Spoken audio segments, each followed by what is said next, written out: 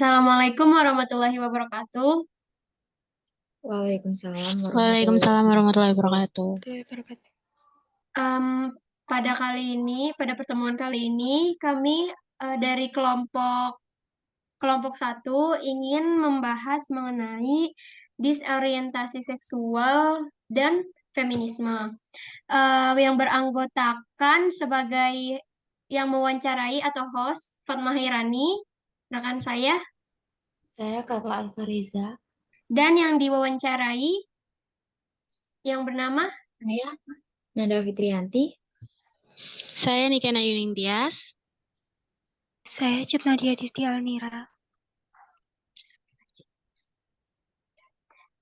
Ingin membahas mengenai disorientasi seksual dan feminisme. Oke, pertanyaan pertama,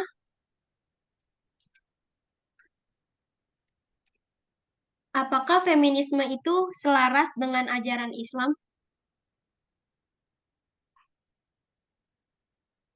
Terima kasih.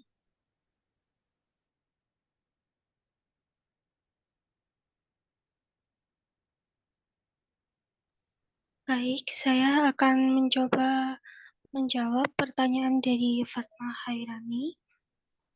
Apakah feminisme bisa selaras dengan ajaran Islam? Islam pada dasarnya menghormati perempuan secara global. Gerakan feminisme Islam telah mendukung advokasi hak-hak perempuan, kesetaraan gender, dan keadilan sosial yang didasarkan pada nilai-nilai Islam.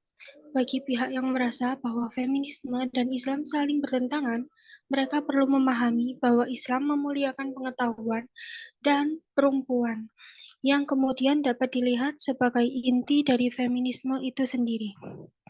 Baik, itu kira-kira jawaban yang bisa saya sampaikan. Oke, saya ada feedback. Sedangkan kan di Al-Quran itu bahwa em, laki-laki ini sebagai imam atau sebagai pemimpin. Tetapi di feminisme sendiri dibilang bahwa ini tuh kesetaraan gender itu bagaimana? Terima kasih. Izin menjawab feedback dari Rani. Jadi gini, dalam Islam itu kita diajarkan bahwa laki-laki sebagai pemimpin dan perempuan sebagai makmum. Nah, tetapi dalam kesetaraan gender ini bahwa laki-laki dan perempuan itu memiliki kasta atau tingkatan yang sama. Allah tidak membeda-bedakan peran seorang laki-laki dan perempuan karena Allah telah membagi peran laki-laki maupun peran perempuan sebagai makhluk yang saling melengkapi satu sama lain. Nah, perbedaan itulah bukan perbedaan itulah enggak menjadi suatu penistaan terhadap perempuan. Jadi tidak jadi faktor feminisme seperti itu. Oke, makasih. Selanjutnya pertanyaan kedua, bagaimana pandangan Islam tentang feminisme itu sendiri? Baik, saya akan mencoba menjawab pertanyaannya dari Fatma. Bagaimana pandangan Islam tentang feminisme ya? Dalam perspektif Islam, feminisme dapat dipandang sebagai sebuah penyetaraan supaya tercipta perlakuan adil terhadap kaum perempuan sebagai makhluk Allah SWT. Bahkan para cendekiawan Muslim dan ulama itu menganggap feminisme tidak menjadi masalah dalam Islam karena prinsipnya itu memiliki hubungan dengan teologi Islam. Namun tidak sedikit umat Islam keliru memaknai feminisme. Kalau menurut umat Islam tuh feminisme itu dianggap sebagai gerakan yang sengaja diciptakan demi merusak akidah umat Islam. Lalu dianggap sebagai perlawanan perempuan terhadap kodrat. lalu permusuhan terhadap laki-laki, pemberontakan perempuan terhadap kewajiban rumah tangga, dan bahkan dianggap juga sebagai upaya penolakan terhadap syariah. Pemahaman mereka telah terjebak di dalam pra-pemahaman subjektif dari konsep gender equality sekuler liberal yang jelas-jelas bukan merupakan produk dari peradaban Islam. Allah Subhanahu wa Ta'ala telah membagi peran untuk seorang laki-laki dan perempuan sebagai makhluk yang saling melengkapi satu sama lainnya. Perbedaan peran itu bukan merupakan suatu penistaan ya terhadap para perempuan. Karena di dalam Islam, setiap peranan akan dipertanggungjawabkan nanti di hari kiamat. Allah membatasi pergerakan-pergerakan yang dikalkulasikan oleh perempuan, bukan berarti Allah menghinakan perempuan tersebut. Justru Allah itu menunjukkan kasih sayang kepada perempuan dengan mengurangi beberapa beban tersebut. Kira-kira itu yang bisa saya berikan. Terima kasih. Oke, terima kasih. Lalu pertanyaan yang ketiga, apakah Islam itu setuju dengan feminisme? Saya akan menjawab lagi ya. Apakah Islam itu setuju dengan feminisme ya?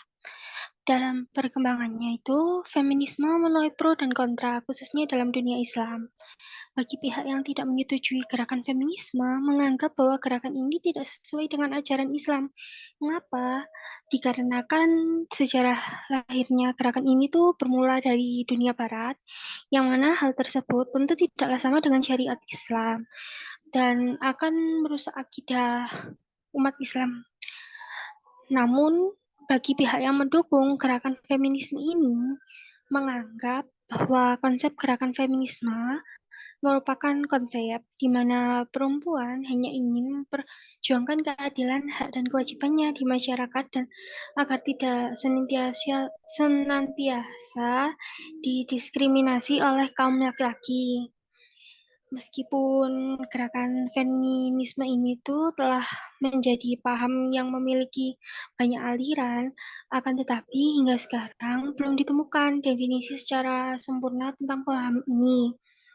Hal tersebut itu dikarenakan perkembangan paham yang berkembang secara berbeda di setiap negara, baik itu karena kebudayaan, pola perilaku masyarakat memperlakukan perempuan, maupun karena problematika yang dihadapi oleh masing-masing tokoh feminisme.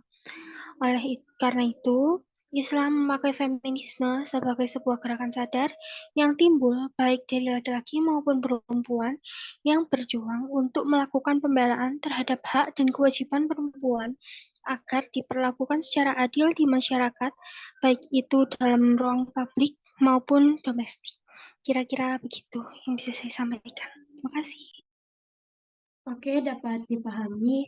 Lalu pertanyaan selanjutnya, jelaskan secara singkat pengertian dari disorientasi seksual dalam Islam. Terima kasih. Baik, selanjutnya saya akan menjelaskan secara singkat pengertian dari disorientasi seksual dalam Islam atau yang biasa kita sebut dengan LGBT. Nah, penyimpangan seksual atau biasa yang disebut dengan disorientasi seksual adalah aktivitas seksual yang ditempuh seseorang untuk mendapatkan kenikmatan seksual. Nah, kenikmatan seksual ini tidak sewajarnya seperti manusia pada umumnya. Biasanya, cara yang digunakan oleh orang tersebut ialah menggunakan objek seks yang tidak wajar. Penyebab terjadinya kelainan ini bersifat psikologis, yaitu kejiwaan, seperti pengalaman sewaktu kecil dari lingkungan pergaulan dan faktor genetik. Penyimpangan perilaku seksual pada dasarnya adalah terjadi pada perbuatan disasosiatif dalam diri individu. Hal ini diakibatkan karena pengaruh internal maupun eksternal luar lingkungan sekitar individu. Fenomena ini banyak terjadi hampir di seluruh wilayah Indonesia. Secara psikologis, ada banyak aspek yang mempengaruhi seksualitas individu ke arah penyimpangan, khususnya pada wanita. Nah, faktor konstitusional, faktor lingkungan sosial, termasuk juga faktor pengalaman-pengalaman yang berkesan baik atau buruk atau traumatis yang sangat diakui pengaruhnya dalam membentuk pola perilaku seksual di masa produktif. Nah, gangguan ini biasanya muncul pada masa anak-anak antara lain pada usia 2-4 tahun. Perilaku transseksualisme pada wanita bermula sejak anak-anak atau remaja yang diperoleh dari figur identitas dan tokoh idola dari tayangan yang intens ditonton. Nah, maka dari itu, Islam mengajarkan bahwa pengetahuan itu dimulai dari keluarga. Pengetahuan utama itu dimulai dari keluarga, yang artinya bahwa perilaku kita itu bermula sejak di lingkungan keluarga. Keluargalah yang membentuk karakter kita. Jadi orang tua mempunyai tugas wajib untuk mendidik anak agar tidak ke jalan yang buruk ataupun mengalami seperti disorientasi seksual maupun LGBT. Seperti itu. Oke, terima kasih Nanda atas jawabannya. Lalu pertanyaan terakhir dari saya, eh, adakah faktor-faktor yang mempengaruhi disorientasi sosial atau yang biasa kita sebut LGBT? Baik, saya akan menjawab beberapa faktor yang mempengaruhi disorientasi sosial. Nah, LGBT adalah rasa ketertarikan romantis atau seksual perilaku antara individu bersejenis kelamin atau segender yang sama, yaitu sebagai orientasi seksual, homoseksualitas mengacu kepada pola berkelanjutan atau di posisi untuk pengalaman seksual, kasih sayang, atau ketertarikan romantis, terutama secara eksklusif pada orang dari jenis kelamin sama sehingga terjadinya hubungan sesama jenis.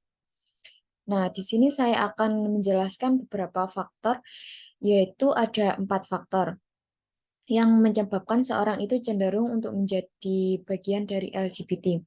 Yang pertama adalah faktor keluarga. Anak belajar dari pengalaman yang ia alami semasa kanak-kanak, seperti dipukul atau dikasari oleh orang tua hingga anak beranggapan bahwa semua pria atau wanita bersikap kasar yang mungkin anak itu merasa benci pada orang itu. Sehingga anak itu beranggapan bahwa pria atau wanita yang sudah mengasari dia itu tidak tidak baik dan dia akan mencari kenyamanan pada orang yang segender. Dan kedua adalah faktor pergaulan dan lingkungan. Kebiasaan pergaulan dan lingkungan menjadi faktor yang menyumbang kepada kekacauan seksual. Orang tua atau anggota keluarga tidak menunjukkan kasih sayang kepada anak mereka dan sikap orang tua yang mengatakan bahwa pembicaraan tentang seks adalah suatu yang tabu, mengakibatkan pandangan anak tenggang seksual menjadi salah. Selain itu, pergaulan dan lingkungan anak ketika berada di sekolah ataupun berasrama yang berpisah antara laki-laki dan perempuan turut mengundang terjadinya hubungan yang membawa anak tersebut menjadi LGBT, yaitu lesbian dan gay. Dan yang ketiga adalah faktor biologis. Nah, berbagai penelitian membuktikan bahwa LGBT berkaitan dengan genetik, ras, ataupun hormon. Seorang homoseksual memiliki kecenderungan untuk melakukan homoseksual karena mendapat dorongan dari dalam tubuh yang sifatnya menurun atau genetik. Nah, penyimpangan faktor genetik dapat diterapi secara moral dan religius, seperti bimbingan dari keluarga, guru mengaji, maupun ustadz-ustadz. Dan yang keempat adalah faktor moral dan akhlak. Nah, golongan homoseksual ini terjadi karena adanya pergeseran norma-norma susila yang dianut oleh masyarakat, serta semakin menipisnya kontrol sosial yang ada dalam masyarakat tersebut. Hal ini disebabkan karena lemahnya iman dan pengadilan hawa nafsu, serta karena banyaknya rangsangan seksual. Kerapuhan iman seorang juga dapat menyebabkan segala kejahatan terjadi karena iman sajalah yang mampu menjadi benteng paling efektif dalam mengekang penyimpangan seksual.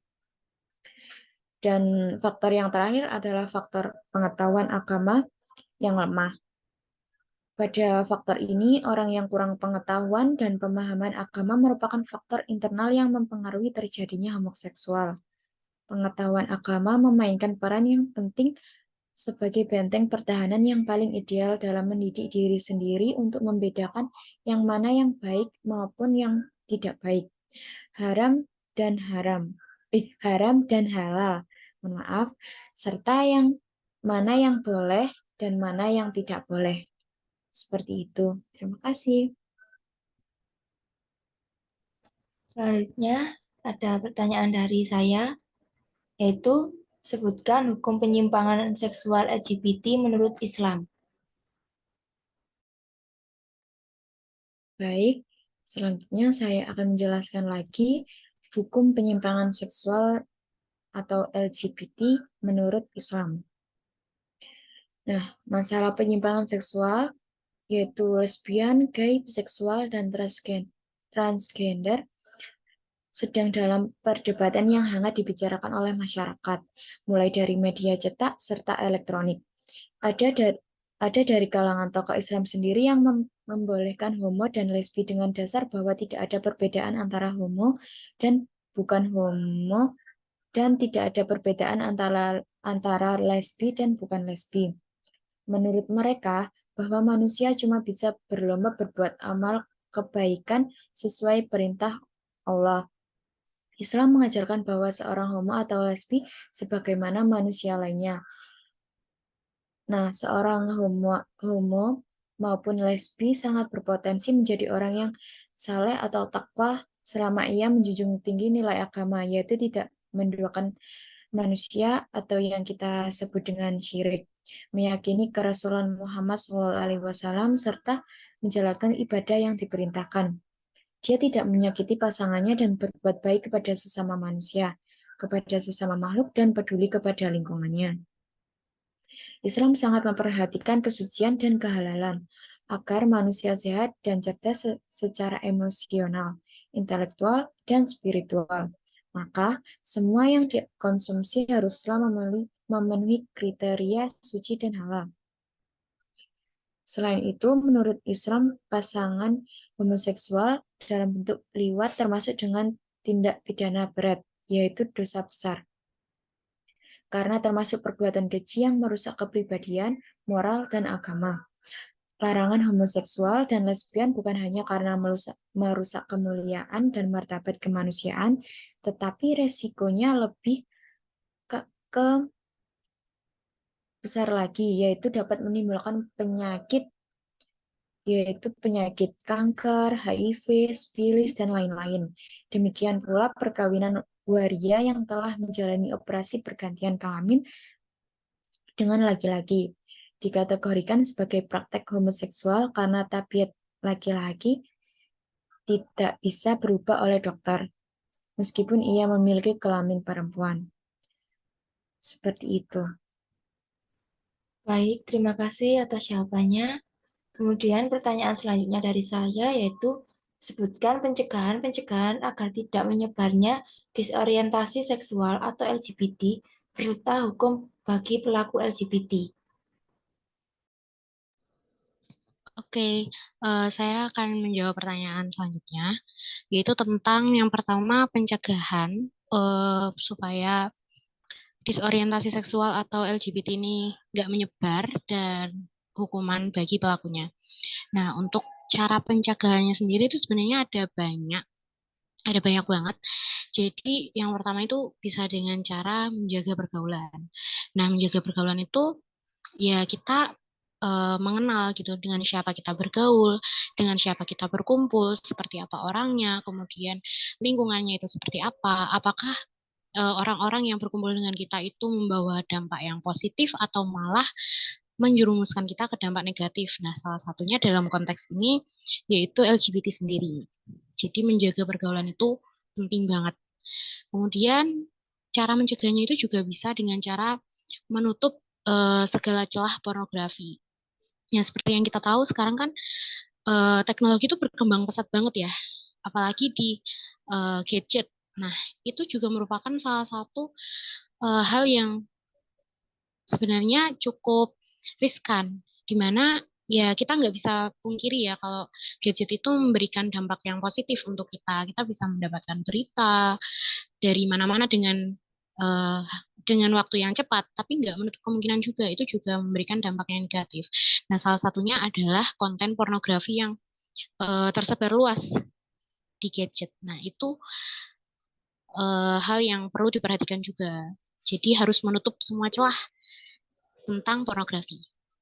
Kemudian bisa juga dengan mengadakan kajian atau seminar yang menjelaskan tentang apa itu LGBT, bahayanya itu apa, seperti itu.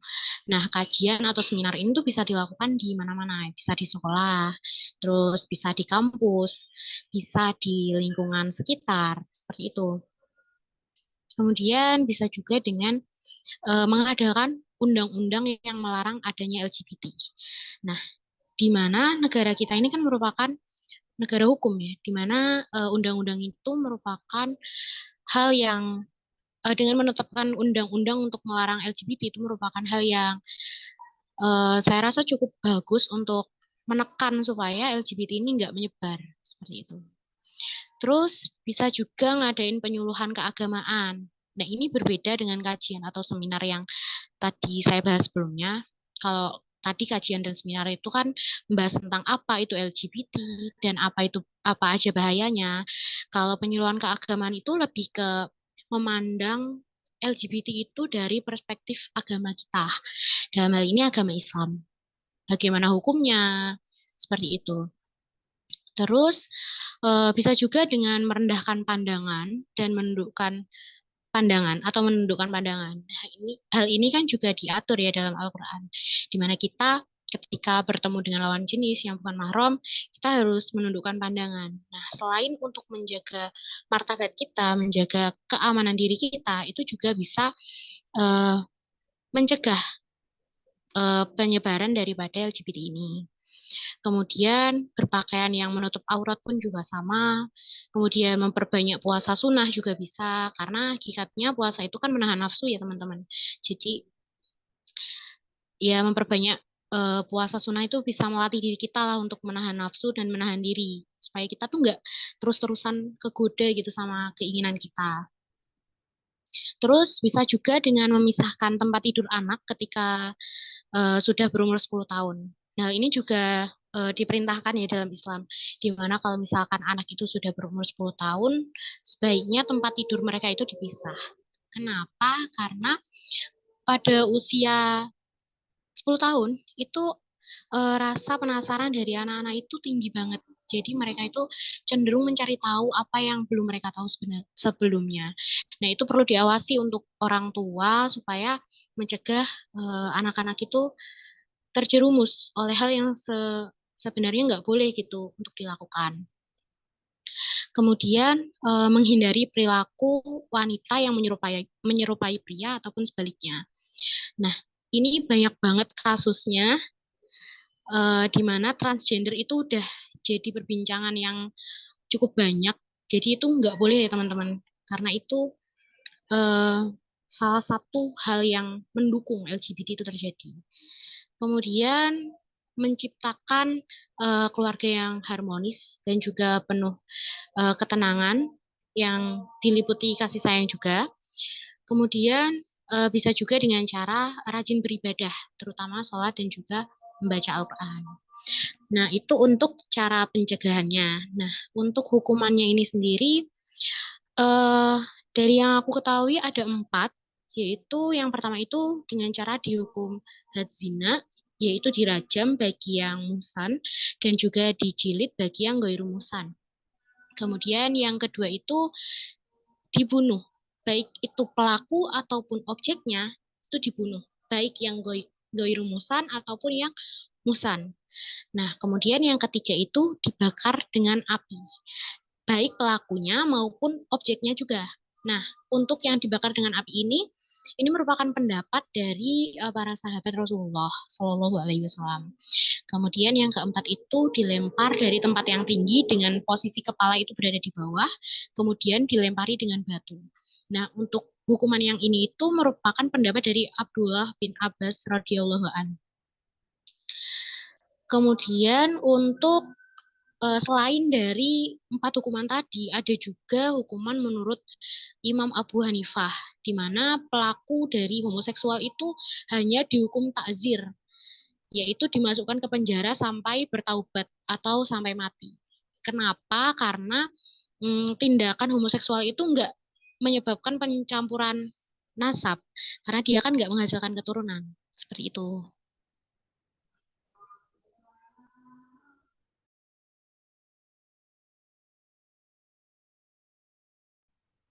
Baik, terima kasih atas jawabannya. Kemudian pertanyaan yang selanjutnya, sebutkan dampak negatif dari disorientasi seksual menurut Islam. Oke, untuk dampak negatif dari disorientasi seksual menurut Islam itu ada beberapa.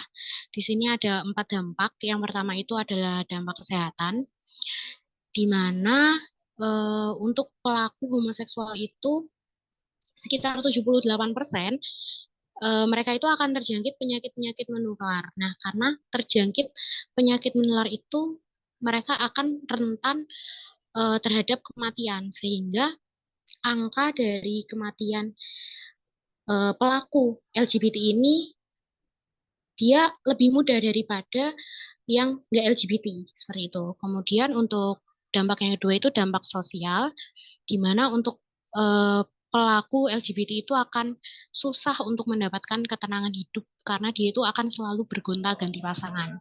Nah, dari beberapa riset itu total daripada pasangan LGBT dia gonta-gantinya itu lebih banyak daripada pasangan zina. Jadi lebih parah daripada zina lah ibaratnya. Kemudian untuk dampak yang ketiga adalah dampak pendidikan. Nah, ini beberapa penelitian juga membuktikan bahwa pasangan homo itu mengalami putus sekolah itu 5 kali lebih besar daripada siswa yang normal. Jadi lebih banyak angkanya yang putus sekolah daripada yang bukan pelaku LGBT. Kemudian untuk yang keempat yaitu dampak keamanan, itu untuk pelaku dari LGBT ini sendiri banyak sekali menimbulkan atau membuat kasus-kasus, bisa itu pembunuhan, bisa itu pelecehan seksual terhadap orang-orang atau anak-anak, seperti itu.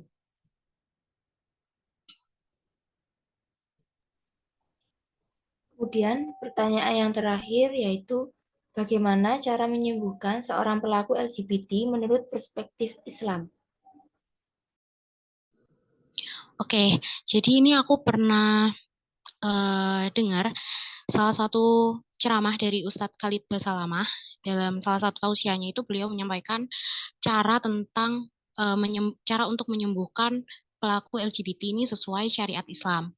Ada 5 cara. Yang pertama adalah taubat nasuhah, di mana taubat nasuhah ini dilakukan dengan sungguh-sungguh kepada Allah Subhanahu wa taala dengan memohon ampunan, memohon petunjuk dan juga bimbingan untuk berubah menjadi orang yang lebih baik dan tentunya nggak akan mengulangi kesalahan yang sama.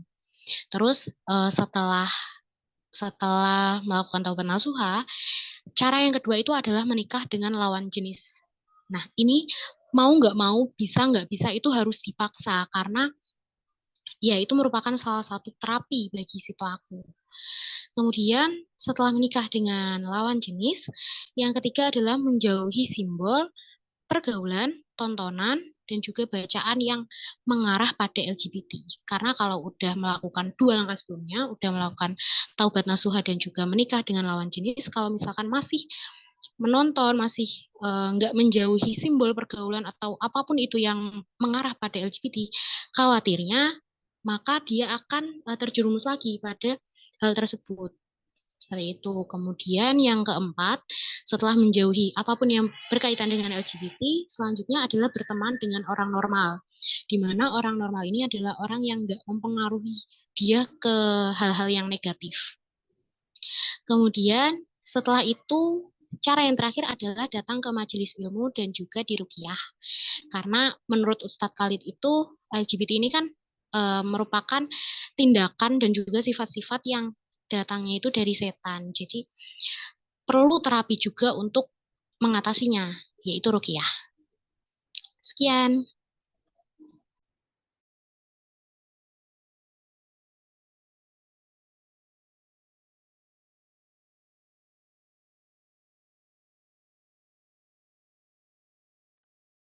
Oke, terima kasih Niken atas jawabannya.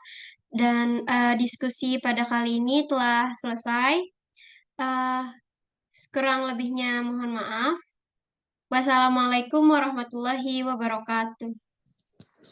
Waalaikumsalam warahmatullahi wabarakatuh. Warahmatullahi wabarakatuh.